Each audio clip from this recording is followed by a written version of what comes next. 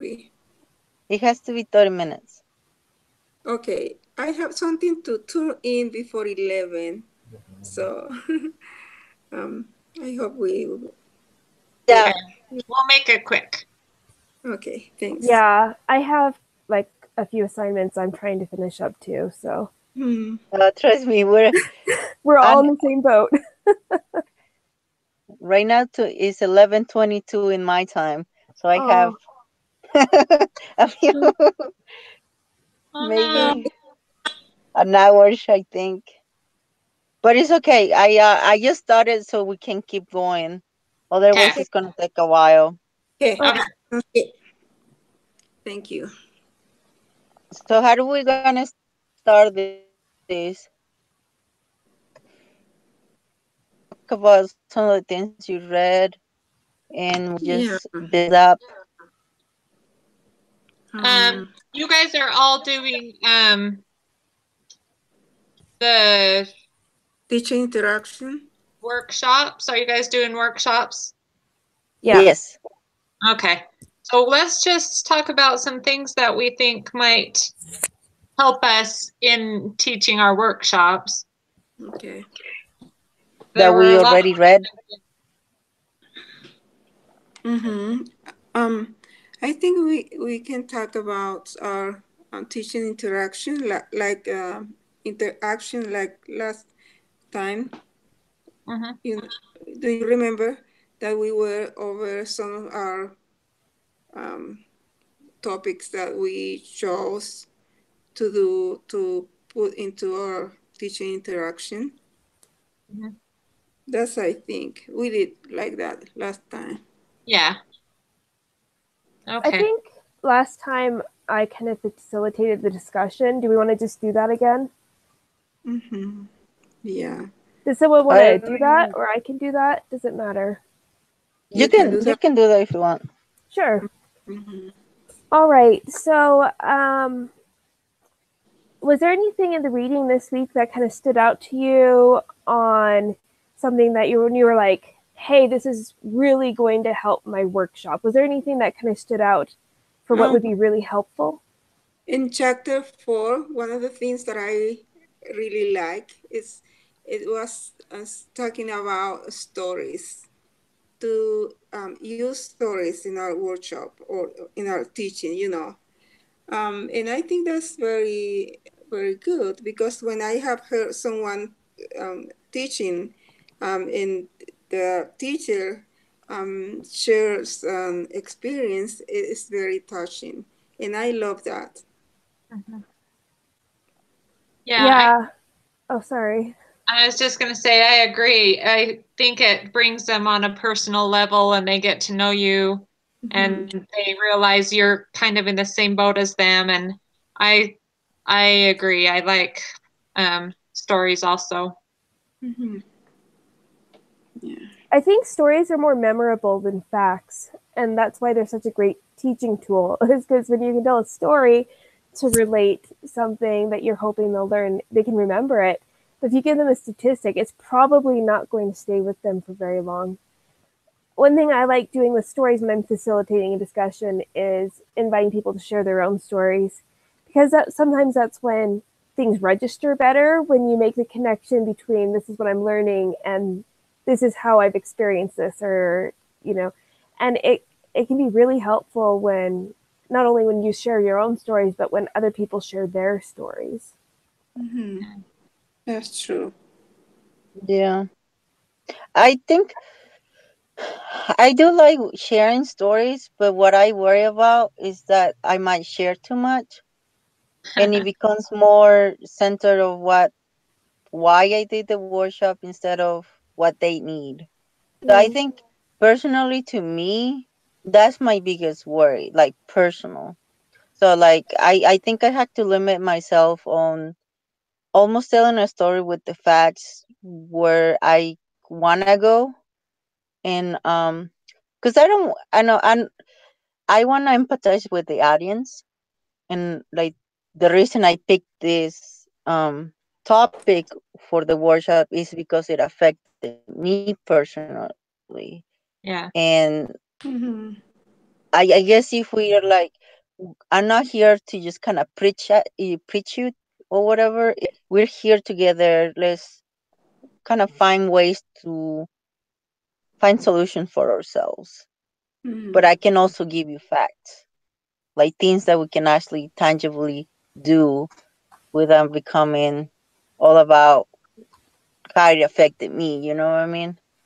That So makes I yeah. really do like telling stories, but I personally have to be really mindful of how much I share of it, you know. Yeah, I think So, can I ask a question about that? I think that's a really good point, Nancy. And I want to know, like, when do you guys think that you cross the line from helpful sharing to oversharing? Like, where do you guys think that line is? hmm. Well, say we're well, Jenica and I are talking about mental issues. Um, when I was in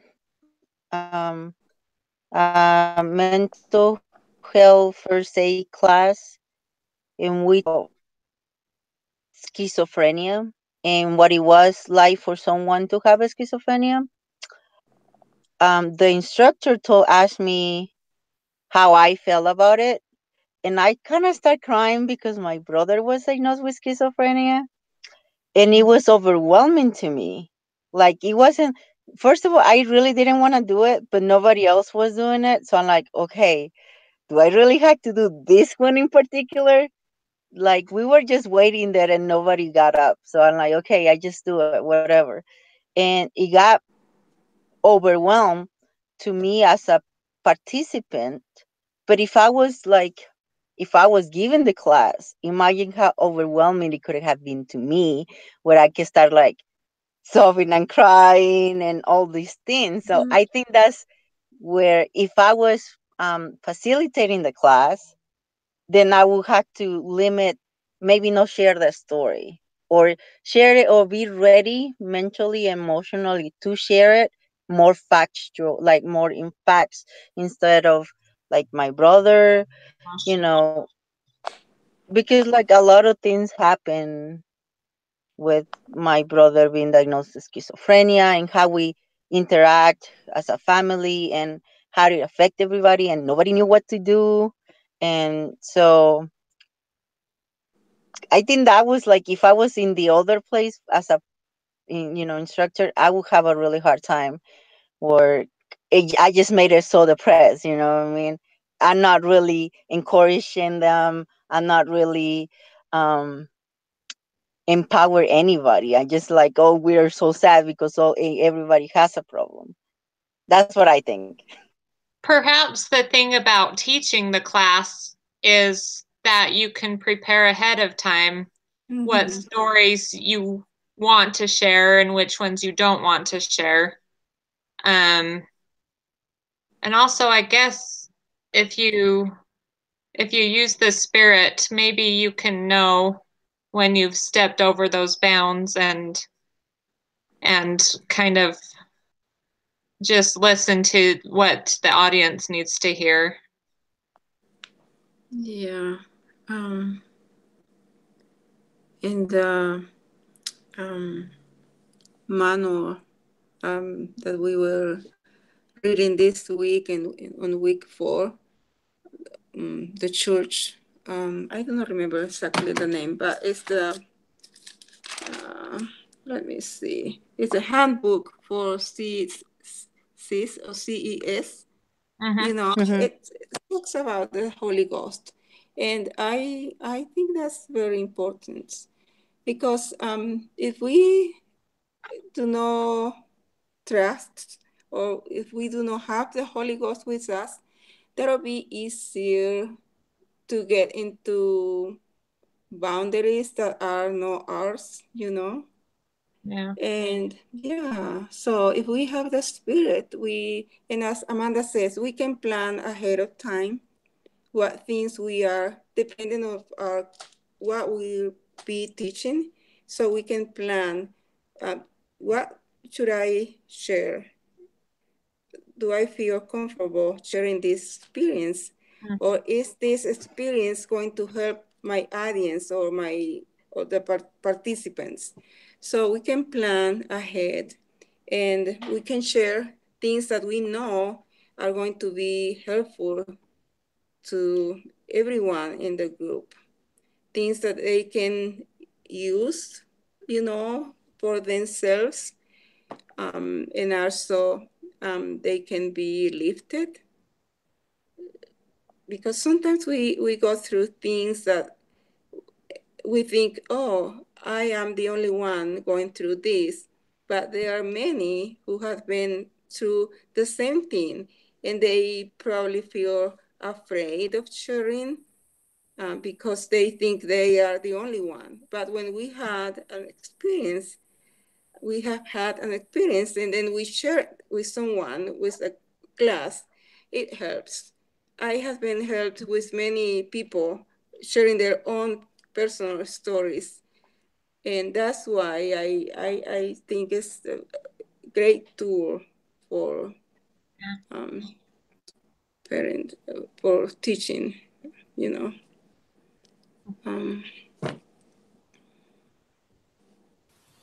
Yeah, thanks for sharing. Did it kind of answer your question? Sorry, thanks for sharing about your brother, Nancy. I didn't realize that your brother had schizophrenia, and that's hard. So thanks for sharing about that. And I think you guys are really right. When we're able to utilize the spirit, then we can really discern what's helpful. I think that some of that line is, are we making this about us? Or is this experience that we're sharing something that would be helpful? And I it's kind of a hard line, and obviously we don't want to overshare, especially personal things, but I think that's kind of where that line is. Is this going to be about me? Especially if we're going to be so emotional that we can't talk about something well, or is this going to be a connecting or a relating experience? I think someone was going to talk. Am I right? All right. No, I was just saying if that answered your question. Yeah, I think so. I think we had a good discussion on that. Was there anything else that kind of stood out to you guys in the reading? Either a question that you have about your workshop that you might want to ask, or something that when you were reading, you're like, wow, this is so pertinent or so helpful? I think one thing that I was kind of surprised I never really seen or heard something like that was the fish group thingy, where you separate two groups and like you make up the outer and an inner circle. You obviously separate them if they have different views of the topic, and the inner circle will talk about their views and why they think the way they think about that issue, and the outer circle will listen to them, and then they go back in the outer circle comes into the inner circle, and supposedly this exercise is to empathize with people, because sometimes when we discuss an issue and there's two different views of an issue, it becomes more like a debate instead of trying to understand each other and say, oh, I see where you're coming from. And I never ever heard of something like that, and I think that I really like that idea on whenever I'm thinking, like, because we had the couple ones, the couple that have mental issues. I think that would be a good interaction kind of thing. Was that the fish bowl? Is that what it was called? Fish something. I can't even think. I think it was the fish bowl. Yeah, I like that idea. And if you can get them to realize that this is their time to listen instead of giving their input, then they can really start to understand what others might be feeling about the same thing. So as long as they don't try to butt in with their own thoughts while others are sharing their thoughts. I like that. Mm-hmm. Supposed to not be taught, like only the inner circle talks, and the outer circle is only taking notes. So Yeah. it doesn't really give them the chance to do it, because once they're in the inner circle, they're only gonna talk about the issue in the view. They're talk like they're decide what they're talking about. So it's not, they're not gonna talk about what the other group said. They're Yeah. just gonna talk about what they think about the issue in their view. So it really gives them, it kind of give the person the chance to talk and to be empathetic and kind of understand the other side and not make it into like a debate. I'm glad that you talked about this in a positive way, because when I read that, I was like, oh, I think that'd be so intimidating for people to be inside the fishbowl. And so I kind of had a negative view on it. But as you're talking, Nancy, I'm like, wow, you're right. That does have a lot of positive points, especially for more controversial topics. I can see how that could be really helpful. For more controversial topics. Okay, let me look at my notes because I get lost. No, that's okay. I was just giving a pause to see if anybody else had something they wanted to say. So I wanted to get you guys' opinion on something. And Nancy and I were talking last night, and I thought she had really good ideas. And it kind of got me thinking about it more too. But and I don't remember what your topics are. I'm sorry. So it may or may not be pertinent. But Nancy and I are talking about some kind of hard things. And some of our, almost all the research you can find kind of has a more negative or a heavy feel to it. And Nancy brought up to me yesterday that we still really need to present the research and talk about hard things. And I went back and I was rereading as I was doing the outline today, rereading things, and it did talk about in the chapters talking about hard things and able to discuss hard things positively. And I wanted to get you guys' input on how you think those conversations can go, and B, like, is that something you guys are dealing with also in your workshops, or if you have any advice. And I'll just open up the conversation there. What is your topic on? Sorry, I'm nauseous, and so I'm trying to like chew on nuts. Oh no. It's on mental illness and family. So we're doing two. One's on mental illness and marriage, and one's on parents parenting adolescents with mental illness. Oh, that's intense. 3 topics already. I think it is important to be honest with them. Gosh, I'll have to think about that. Well, I think one thing that Jenica was talking about is like the caregiver burns out, and how when we talk about it, it just sounds so negative. Yeah. But it's an important thing to talk about, because we don't want to devalue or belittle their work. Yeah. Because sometimes we concentrate only on the patient, but not on the caregiver, because like what the patients go through, the caregiver go through a little bit different, but they're going through the same thing. That's true. So if we can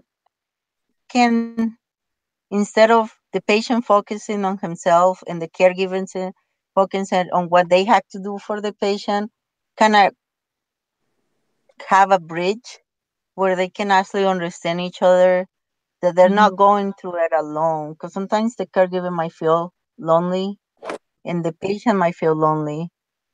But we can, somewhere where we can say, this is real. Like, there's such a thing as a caregiver burnout, and there's such Yeah. a thing as a patient burnout, you know. Yeah. Mhm.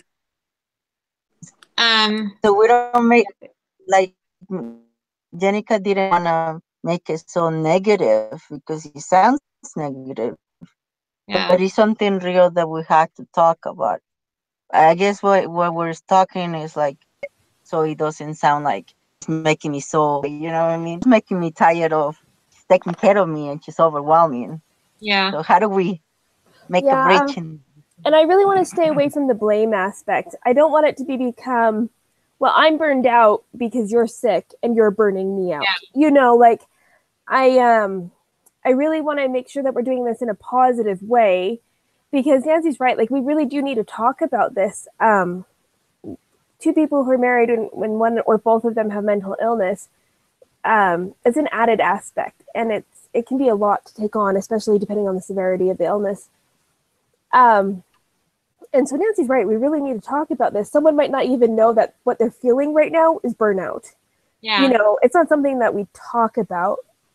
So Nancy's right. We do need to discuss it, but I really don't want it to become blame oriented. I really want to stay so positive. Well, are you teaching just those caregivers, or are those who have mental illnesses? Are they? Couples. So, like, both parties are welcome to attend. Okay. I like the fishbowl thing, but also I wonder if you had like a time where you can sit down and have them write down their feelings, and also if they were able to write down or share how you think it would feel if you were in the reverse roles, if that makes sense. We have two or three girls that have talked about suicide and have had issues with their gender and things like that. And I sat down and had a discussion with one of them, and she just kept complaining how her parents don't understand how she feels and all of this. And I just asked her, well, have you ever sat and thought about how your parents feel about this? And I said, what would you do if your daughter came home and told you all of this? How would you react? And she sat and thought about it and realized she was only thinking about herself and not the other way. I think if you were able to do reverse roles, and I think writing helps a lot to express feelings that you have bottled up inside of you. So I don't know. There's what I got. Thank you. That is amazing. That is a good idea. I love that.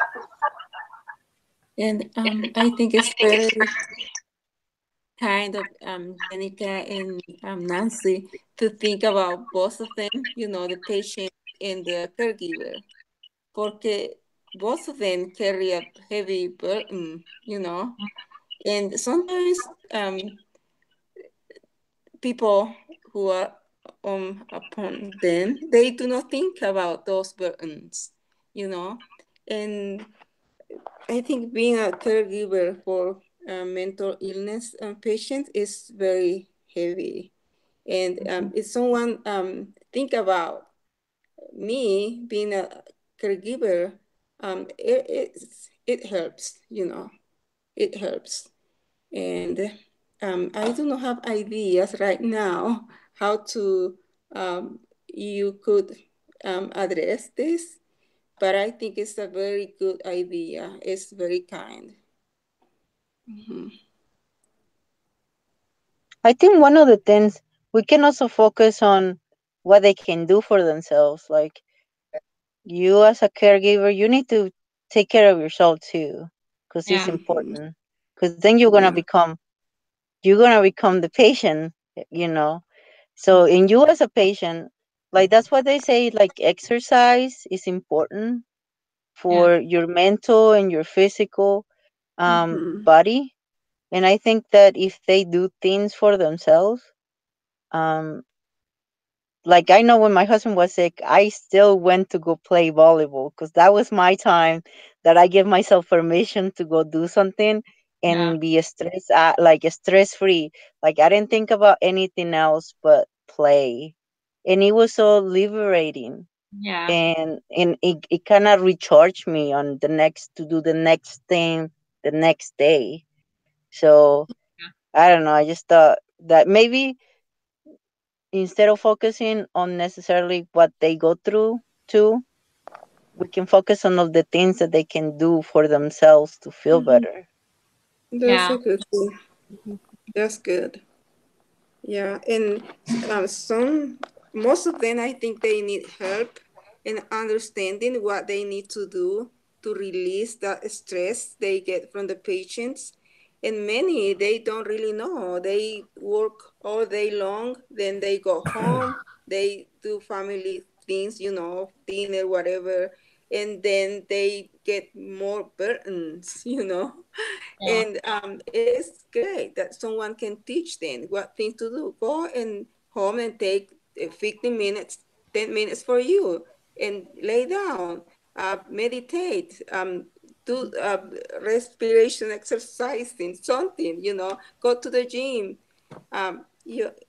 Sometimes when, people tell me or share with me things that they have done, and I say, oh, I can do that. I can do that. And yeah, yeah. Yeah. You definitely can't help someone if you can't help yourself first. I Yeah. bet in all your research you can find a lot of lists of things that might help. Um, even like if they say don't um, when you have a bad temper, when you're angry, don't make any rash decisions. So if even they have to step out of the room for 5 minutes to clear Mhm. their thoughts, I mean, I bet you can find a lot of things that would help. Um, just find some ways for them to find time for themselves. Yeah. Hmm. Yeah, those are good. I mean, those are really good ideas. I think you're right, Amanda. I think that I need to keep researching and kind of exploring. We're kind of finding that there's not enough research, unfortunately. So now we're kind of having to be creative with how we go about it. But um, Nancy talked about self care, and there's tons of research on self care. There's maybe Yeah. not self care when you're married to someone who's mentally ill. So we're just going to have to start being more creative about how to go about this. But thank you. I think those were really good suggestions and definitely gave me some thoughts on like directions that might be helpful. Yeah, I think also if you have a group discussion, just ask what has worked for you, because maybe between the whole group you can come up with enough ideas. I mean, if you just have a discussion where people pull in all their ideas and get their creative juices flowing, I don't know. Oh, that's great. I think you're right. Really pooling the experiences of the participants will be helpful. All right. We're kind of at that time mark here. Was there anything else anybody wanted to bring up before we ended today? I think we had a good discussion. I think so too. Yeah, I think. And Is there anything else that you guys need for your workshop that you guys want to talk about? Because I know we talk about a lot of what Jenica and I are doing, but if there's anything else that you guys. I have a question, and I thought about asking the teacher. I'm going to be teaching parents with young children. So that means they will have babies, 8 years old, 7, 5, whatever. Mhm. So, and I was thinking, maybe some parents will ask me, can I bring my baby? Can I bring my child? You know, and I don't know. What do you think? I think, well, I guess it depends on you, but I think they might get more out of it without them. Mm-hmm. But there's some of them that might not come if they can't bring their child too. So, Yeah. Yeah. Where are you doing it, Maria? Are you doing it at church or what are you doing? At church. I would talk to the Young Women's President if it were me and see if there was any girls who wanted to do free babysitting for their personal progress. That's good. And if any moms came to you and said, "Oh, can we bring our kids?" Say, "Yeah, we're trying to set up some babysitting."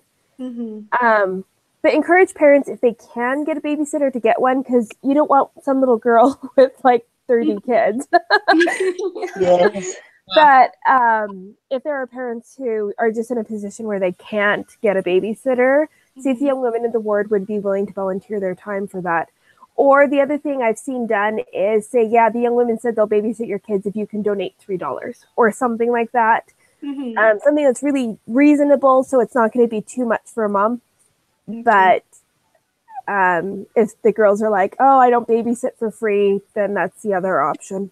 Yeah, that's a great idea. I'm thinking about doing that, you know, because some parents, they just don't want to leave their children or child with another person. And that would be easier if they bring them to church, you know, because they know the environments and everything. Yeah. Thank you. Yeah, hopefully it helps. Awesome. Okay, so we're done? Yes. Yeah, I think so. Okay. Thank So you. I will stop this